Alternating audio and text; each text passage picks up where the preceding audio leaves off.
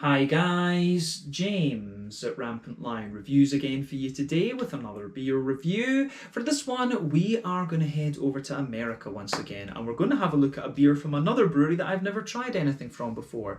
So this brewery seemed to be very highly regarded. They're considered one of the pioneers in their states as well as in their city, and the beer itself seems to be a very highly rated one. So I have to say, my curiosity is piqued with this one. So hopefully it's another good beer, hopefully it makes for an interesting review, and I hope that you guys enjoy my take on this one as well. So yeah, for this review then, we are going to head to the state of Florida in the southeast of the US, to the city of Tallahassee, the state capital in the northwest of the state, and we're going to have a look at my first beer from Proof Brewing Company. So this particular beer is called the Coconut Beasties. It comes in at 12.5% ABV, and this one is a bourbon barrel-aged Imperial Stout with coconut added into the brew. So yeah, I think this could be very interesting.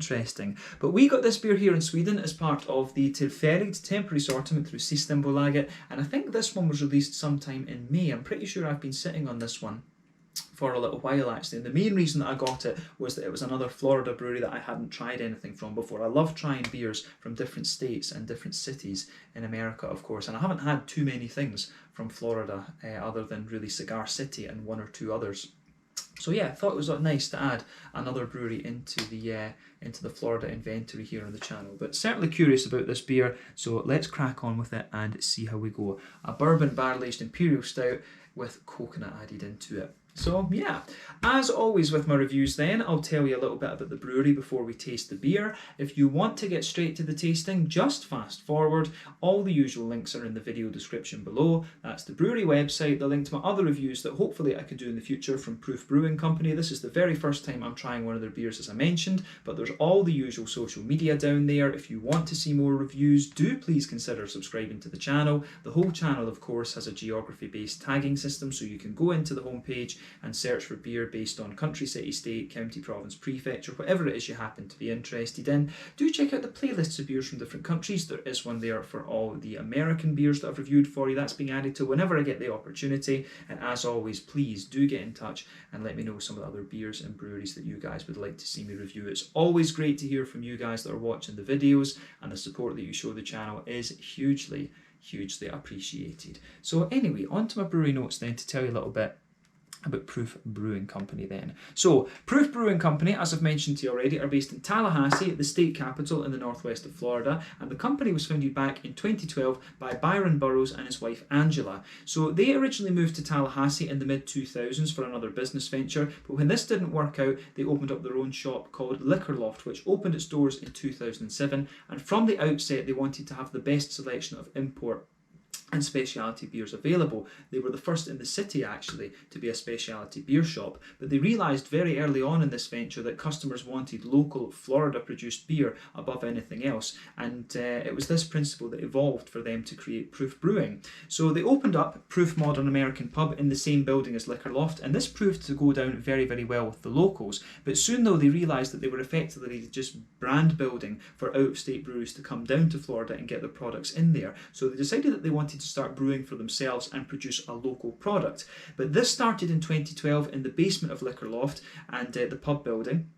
And they were only brewing very small batches of about 3 barrels and sometimes even smaller than that. But these days they're running a much larger operation, of course. But in 2014 they opened a larger location at the Railroad Square on McDonald Drive, and for a while they were running both locations simultaneously. However, it became inevitable that these would eventually have to merge, and this happened in 2016. A little bit later on though, in 2018, they moved into a new location in the old Coca-Cola bottling plant, and they've got a much larger tap room there. They've got a restaurant as well, and this is where they are now running their main brewing operations. They currently operate a 20-barrel brew house, and as of August 2021, when I'm filming this review for you, these guys have produced around 610 different kinds of beer, according to Untappd. So yeah, that is all the information I could really find on Proof Brewing Company for the moment. One of the first breweries in the city of Tallahassee in the northwest of Florida, and their beers seem to be very highly regarded, in fact, and we're quite lucky, I guess, to be able to get one of them over here in Sweden. This was the first time I'd seen anything from this brewery, in fact. But yeah, it seems that we get we get kind of random American beers through Systembolaget. I'm not going to complain about that, because you quite often get them from different states all over the place, which is quite interesting. But yeah, that is everything I can tell you about Proof Brewing Company for the moment. So if you want to learn more about these guys, you can check out the brewery website, you can follow them on Facebook and Instagram to keep up to date with all the latest goings on, and you can check out the Rate Beer, Untappd and Beer Advocate pages to learn a little bit more about all of the different beers that these guys have done. So yeah, that is it for the moment from that. But let's get on and have a taste of the beer itself. Let's have a look at it. So just a little quick look at the can before we open this one up. As you can see, there is Proof Brewing Company symbol at the top there. All of their beers seem to have this little kind of heraldic hop flower thing on them as well. But you can see Coconut Beasties. It's got the American Independent Brewers Association on it as well. This can's a little bit shiny, of course, so the camera doesn't like it. It's one of the annoying things about beer tubing. But yeah, as I told you earlier, this one is a 12.5% bourbon barrel-aged Imperial Stout with coconut added into the brew. It's 355 millilitres. I want to say that's 12 American fluid ounces. I don't like the American measurement system. I always complain about this. They need to use millilitres. It just makes sense. You know, using millilitres makes sense because it's based on water. So America, get your shit together and use the metric system, please. Makes it a lot easier. But yeah, 355 millilitres, so a little bit bigger than the standard 330 bottles that we have over here. But I think I paid 80 Swedish kronor for this. So that would translate to roughly €8, somewhere in the region of like £7.50 sterling, and then maybe about $9 American for those of you watching over there. But yeah, not bad for an import Imperial Stout, I have to say. As I tell you all the time, you know, when it comes to import beers, you often pay an extra 10 kroners on what you would pay for the Swedish ones. Just, you know, because the import company has to take a little bit of a share, obviously, to make a wee bit of profit. So that makes sense. But I mean, we have been getting quite a few American beers at low prices recently, so I don't know if because of the pandemic, you know, they've been producing more and exporting it all to kind of make ends meet or whatever. But the American beers in Sweden are not too expensive. They are expensive over the water in Denmark though. But yeah, as you can see, this one had a ridiculously thick pour, and just before the head disappears, take a look at that. It poured with about a half finger of a frothy, I would say very, very dark, chocolatey tan head, but that's fading away to just be a really thin foamy layer there, but it's leaving a nice ring just around the edge of the glass. And if you look at that ring, you can see the colour that this head was, but there's a hell of a lot of carbonation crackling out of this one as we go. I think I might have this beer chilled just a little bit too much. You can see the glass is starting to sweat and get condensation on it a little bit. But yeah, in terms of what you'd expect from an Imperial Stout, this is one of the thicker pours I've seen in recent times, and it certainly looks the part. So yeah, lovely half finger of a frothy, very dark tan head on this one, chocolatey tan head. So I really, really like how that goes together. But yeah, in terms of the colour of this beer, then as you can see, this one is pretty much black as night, ebony rosewood, however you want to describe it. But yeah, one or two big bubbles sticking towards the side of the glass. You can see a few little ones going up towards the bottom of the head there. But I mean, overall, it does look very, very nice. But yeah, in terms of its colour, remember the colour of the beer depends on 1, the type of malts that you use. This determines the magnitude of your colour. 2, the length of your wort boil is also going to play a role. The longer you boil the wort, the more the sugars caramelise, and thus you get a darker colour of beer. A big Imperial Stout like this at 12.6%, I would suspect is maybe double mash, and it's probably also got a very long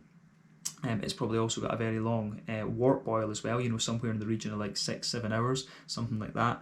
So yeah, that's definitely worth bearing in mind when we think about these big Imperial Stouts. But any adjuncts that you put in any barrel aging that you do can also affect the colour of your beer. But when it comes to a big Imperial Stout like this, I don't think that's really going to play much of a role. The bourbon barrels aren't going to change the colour of this too much, and I think the coconut isn't really going to do much either. But in terms of appearance, this one is exactly what you would expect of an Imperial Stout. And just look at the lacing on that. This thing is thick as shit, man. It's really big. It's a very, very thick beer, this. Absolutely. So yeah, it's that little particles sticking on the side there. Must be.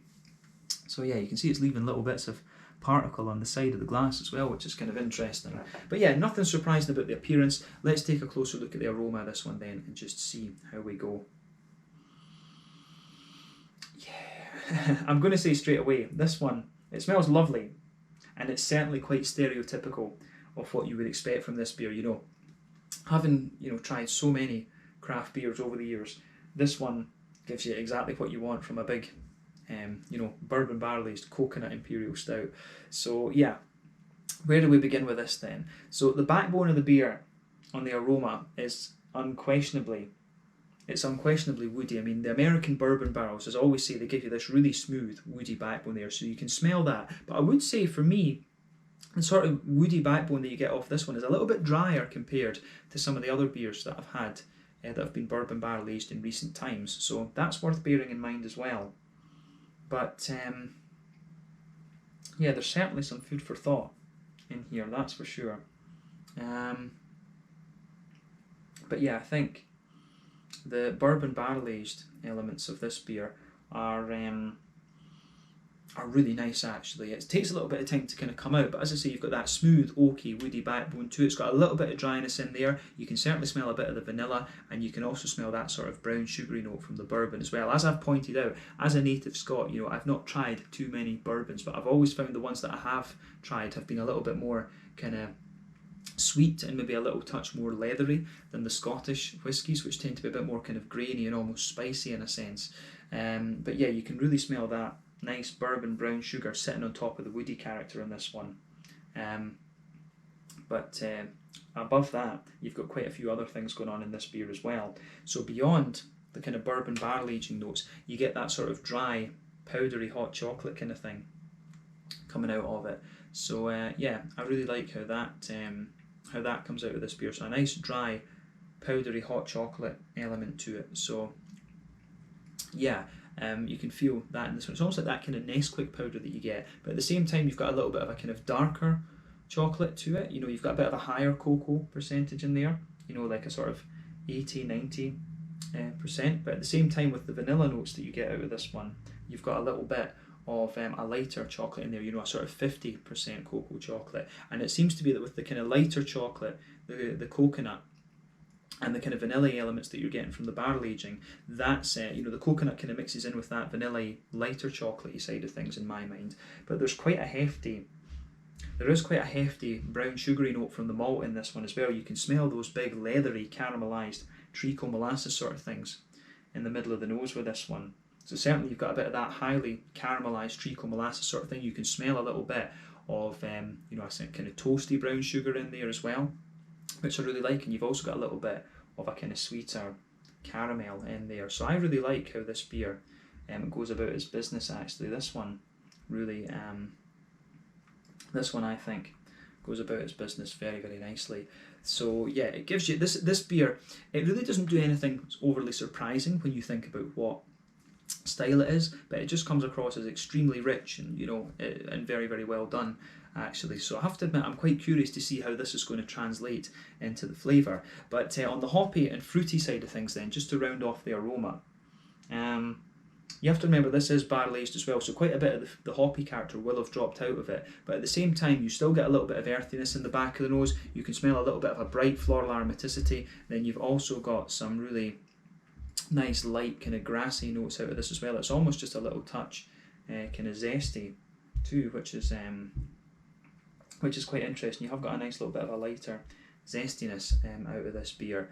So yeah, it's interesting. It's interesting how the green component goes together on in this one.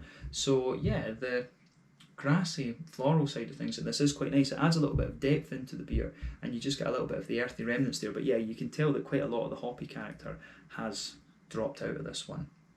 No doubt in my mind about that. But yeah, I can think this is the little bits of coconut that are just sitting on the edge of the beer here. I think the coconut's maybe coming to the surface actually. It looks like coconut flakes almost. So I think that's what's going on with this beer actually.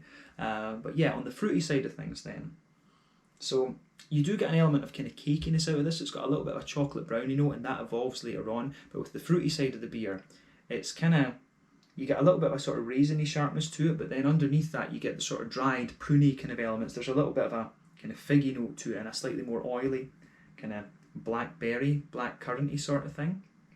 But yeah, a little bit of raisiny sharpness, some dried kind of pruny notes sitting on top of that kind of chocolate brownie element that it has, then a few wee oily black currant, blackberry kind of notes. So yeah, I have to say I'm quite curious to see how this one is going to turn out, but it's quite a it's got a good bit of dryness to it, this beer actually, but at the same time it's very rich and very kind of sweet. So I'm just curious to see how this translates. I'm curious about the mouthfeel in this, because I've often found that it's very difficult for breweries, I think, to beat the Scandinavian Imperial Stouts in terms of their mouthfeel. Like the Danish Imperial Stouts, the Swedish and the Norwegian ones are just ridiculous in terms of mouthfeel. Some of the Finnish ones I had were pretty impressive as well. But the American ones, I've always found the American Imperial Stouts, they've always got, you know, a ton of flavour in them, but they're just not quite as thick as the Scandinavian ones. We're spoiled here in Sweden when it comes to these Imperial Stouts, so we'll need to see how that side of the beer turns out as well. But I think it is about time that we taste this one. As I always say though, it takes a bit of time to ponder over the aroma. But yeah, let's go for it then. This one is the Coconut Beasties, a 12.5% bourbon barrel-aged Imperial Stout with coconut added into the brew from Proof Brewing Company in Tallahassee in Florida in the southeast of the US. Let's get stuck into this one. Slàinte, skål, cheers. Very curious.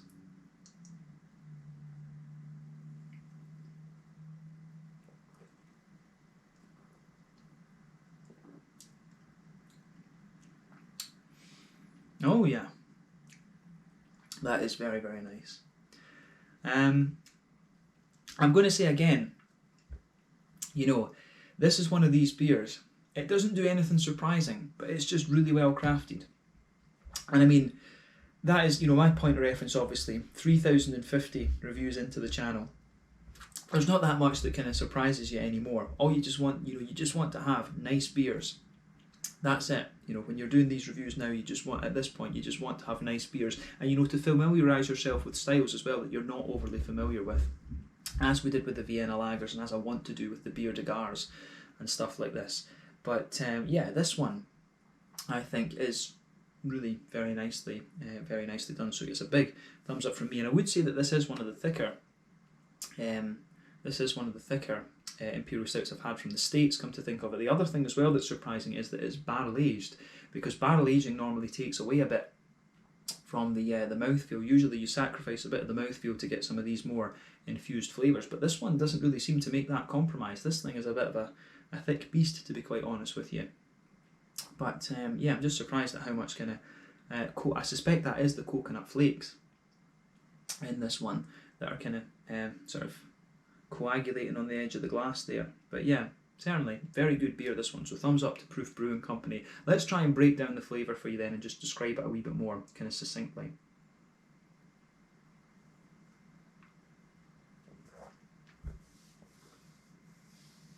So on the we'll focus on the malty and barrel aging side of this beer then. So the backbone of the beer is undoubtedly it's lovely, and kind of just, you get a smooth kind of woody character out of this. You can feel that in the you can feel that as the backbone of the beer. So you can taste the smooth oak from the middle third of your palate all the way back to the back end of your tongue there.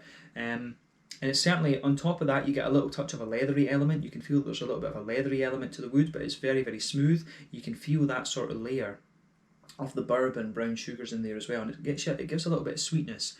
You get a bit of sweetness out of that the further you go into the aftertaste, but it also comes out with the leather, which I think is really interesting.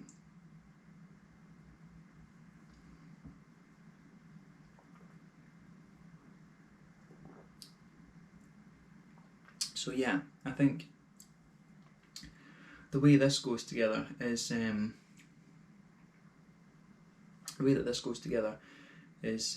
very, very nice. So yeah, you will notice as well, if we focus on that middle third of your palate, towards the front of that middle third of your palate, within the kind of woody notes there, you get a little bit of a vanilla. You do get a little bit of a kind of vanilla type quality out of this one, which I really like. I do like the way the vanilla comes out, and you can feel the coconut sort of mixing in with that. So on top of the kind of woody layer on that the front half of that middle third of your palate, you get a little vanilla layer in there, and you can feel all the coconut just kind of gathering together within that. But let's focus on that middle third of your palate for the moment. So on top of all of these things, you can feel that nice chocolatey layer there. So towards the back of the towards the back of the middle third of your palate, you start to get the more bitter chocolatey notes out of this one. You can taste that nice chocolate layer, and the chocolate kind of goes in a spectrum from the more bitter, dark chocolatey elements forward to a slightly more sweet chocolatey character. And again, I really like how that goes together.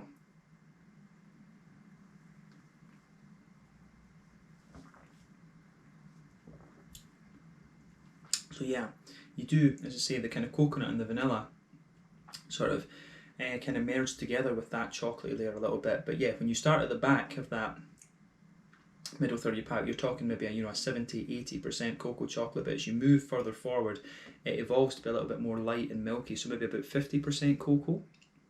So I can certainly really appreciate that in this one. And then sitting on top of all that, you've got that big brown sugary layer from the malt as well. You can tell, I think this beer is double mash, and I think it's probably a very long wort boil this one's had. You can just tell from how kind of gloopy and thick this thing is, to be quite honest, and it's impressive as well when you consider that it is barrel aged, because like I say, you sacrifice a little bit of the mouthfeel during the barrel aging process, but quite a lot of breweries brew the beer to be thicker on that basis. Don't know if this one has oats and things in it that they have to... No, it doesn't say actually. Doesn't say what the ingredients are in this one. I thought they had to do that when it was the Swedish one, but the label on this suggests that this might have been a special batch that was done for the Swedish market, because it's got it's got the pant and everything like that, and it's got our little recycle sign. So obviously they've done a special batch of this for the Swedish market. So this could be a little bit different from some of the other ones that they do. But yeah, like I say, the brown sugary notes in this are just incredibly thick, so you get a bit of a leathery base onto the brown sugars on this one, but there's a lot of that right in the middle of your palate. You've got that big circle where all those treacly molassesy notes come out of the beer.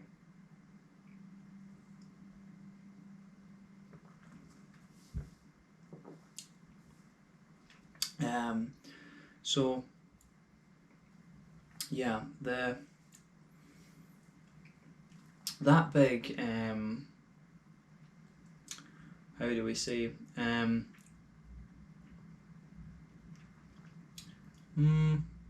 that big brown sugary note, it's kind of like the base of it, the base of that big brown sugary circle. You get a bit of a kind of toasty, slightly well fired brown sugary note, then on top of that you get the slightly sweeter caramel, but then as you move into the kind of dead centre of the palate, you get that really, really thick, heavy, highly caramelised treacle molasses sort of thing. Then as you go further into the aftertaste, the leatheriness of the beer and the woodiness starts to come out of it, and you get a wee bit of the vanilla and the coconut kind of mixing in with that as well, and the bourbon sugars of course are sitting there. So I mean, this beer, as I say, the flavours aren't really anything surprising, but it's just a really nicely crafted and nice tasting beer, so you can't knock this in any way. But that middle third of your palate is where all the complexity is in this one, and it does a really good job this. So it gets a big thumbs up for me. I'd be very curious to see how these guys do some of their lager beers or some of their IPAs, because this is certainly a hell of an introduction to this brewery, so I would be keen to try something at the lighter end of the spectrum.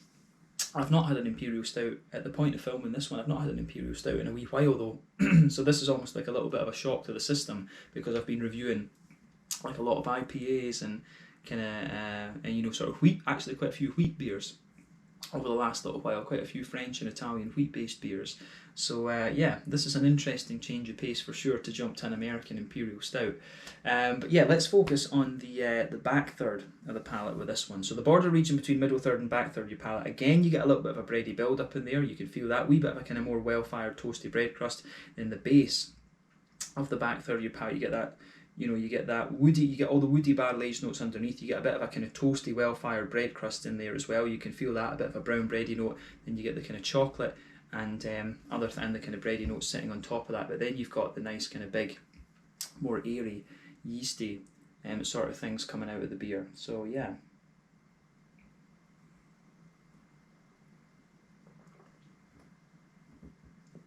But yeah.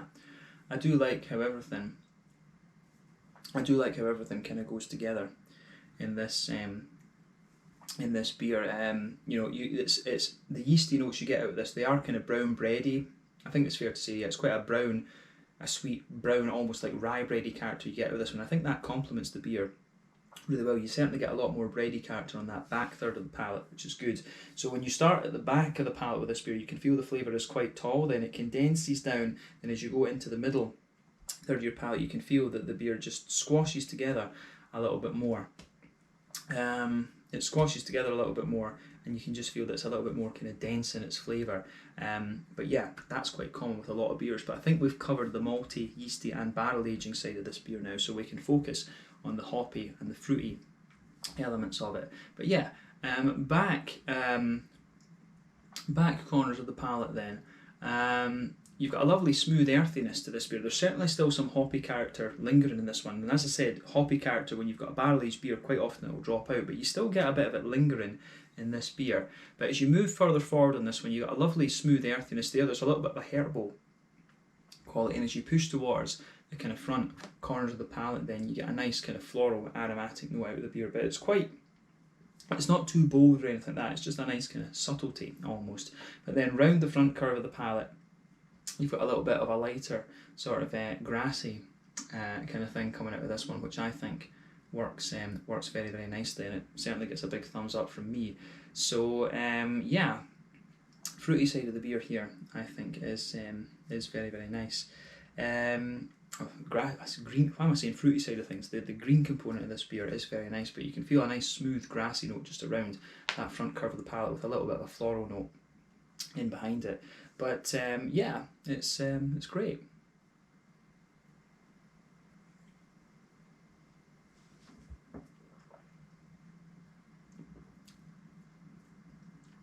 Yeah,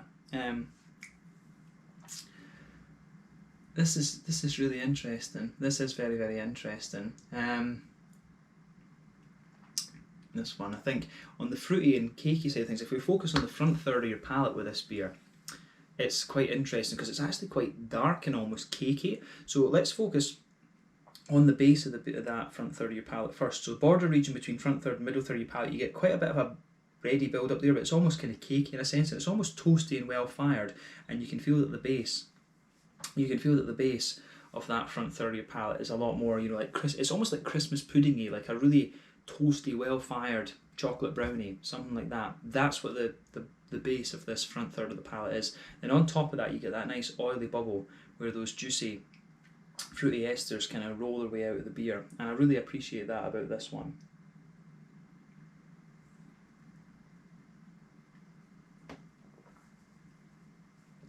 But it does have a nice fruity component to it, this one actually. It sits on top of all that cakey kind of thing. So you do get a nice little bit of a sort of raisiny note out of this one, so you can feel that nice bright raisiny character to it, which is good. So yeah, it's you get that nice kind of sort of raisiny sharpness in there. You get a juicy kind of plummy note underneath, but you also get a little bit of that kind of more dry, pruny kind of character, like a dried plummy note. And that all merges with this kind of big, dark chocolate, cakey sort of thing. And as you move further forward on the middle towards the front towards the front of the palate there, you can feel that the fruits just kind of brighten up a little bit. You start to get a little bit of a figgy character out of this one. There's a little bit of blackcurrant in there, and you can feel a nice kind of oily blackberry note out of it. So yeah, there's a nice oily blackberry kind of thing just on the front tip of the palate there, and that lingers there into the aftertaste. But yeah, this beer's got a really nice mix between sort of dried fruity character and the more oily sort of thing. So a little bit of raisiny sharpness, bit of oily kind of plum and blackberry, but then underneath you've got a little bit of the kind of lighter figgy and black curranty note, and then it really gets a bit drier with more kind of pruny element the further you go into the aftertaste. So flavour wise, this beer is pretty damn spot on. It's nothing surprising, but it's just really well done. I've repeated that a few times in this review, but I like this one. I do like how this beer goes about its business. But I think on that note, we can round off with the tasting and just give a summary of the mouthfeel. So there's no doubt in my mind that this is a full-bodied beer. This is at the kind of top end of full-body. This is one of the thickest Imperial Stouts I've had in a while, and as I've said, it's a barrel-aged one, so you usually expect these to be a little bit thinner to give out these more kind of infused flavours, but this one doesn't let up in that sense at all, actually.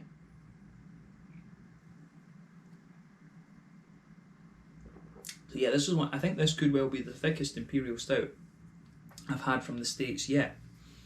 And obviously, you know, I'm only looking at a very small proportion of beers from the States, so take that comment with a pinch of salt. But this is certainly one of the thickest Imperial Stouts I've ever had from the States, so recommendations in the comment section below. But for me, this is a full-bodied beer. The carbonation is very, very smooth. It's really, really just thick and gloopy, this one. I think that's the only way you can describe it. Thick and gloopy. And it's, you know, this is what you want from an Imperial Stout. You want a big, thick thing that's a dessert. It's a dessert beer. It is a dessert beer, this one. There's no doubt in my mind about that. I don't think you could go quite as far as describing this as a pastry stout, but it's not far off it. It's not far off some of these big pastry stouts that you get from the likes of Amundsen Brewery in Oslo, up in Norway. But it's very nicely done for sure. So yeah, on the how should we say? On the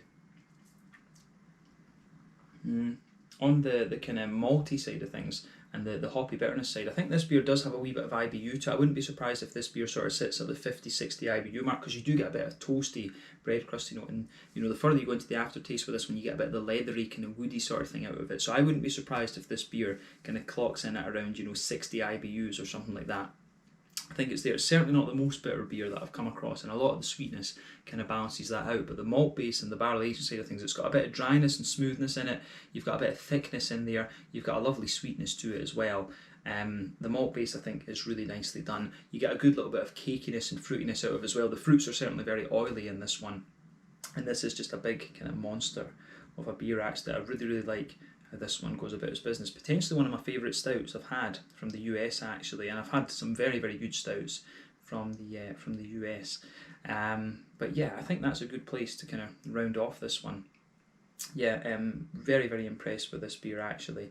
So let me know if this is one of the better ones you've had from Proof Brewing Company. This is my first encounter with this brewery, but I have to say I am pretty damn impressed at that. I need to try the Hunafu from Cigar City at some point as well, but we've not seen that over here in Europe, I don't think, ever, come to think of it. So yeah, that's definitely something to check out at some stage in the future. But yeah, I think we can leave it at that for this one. So this one was the Coconut Beasties, and this beer was a bit of a beast. Use a bit of Scottish vernacular there. It's a beast, it's a bit of a monster. So yeah, this beer was a bit of a beast. From this thing was just an absolute monster. I can feel the alcohol going to my head in this one, so I need to get my brain together and summarise this nicely. But yeah, Proof Brewing Company have done themselves proud with this beer, I think. That's fair to say. But yeah, this is just a monster of an Imperial Stout, and you should check it out if you get the chance. For an American import, it's very reasonably priced here in Sweden as well. But yeah, let's leave it there. Once again, thank you for watching my beer reviews. Until the next time, please like, subscribe, share, all the usual YouTube stuff. Let me know your own thoughts on this beer in the comment section below. Let me know what your favourite beers are from Proof Brewing Company, and we will no doubt return to these guys at some point in the future. I do hope that we see a few more beers from these guys and from some other Florida breweries through Sweden, through Systembolaget here in Sweden at some point in the future. But yeah, slange it, skål, cheers. Make sure you check out this beer. It's pretty damn good, and I think you can tell from my inebriatedness, can we say, that this is worth a try. Slange it, skål, and cheers.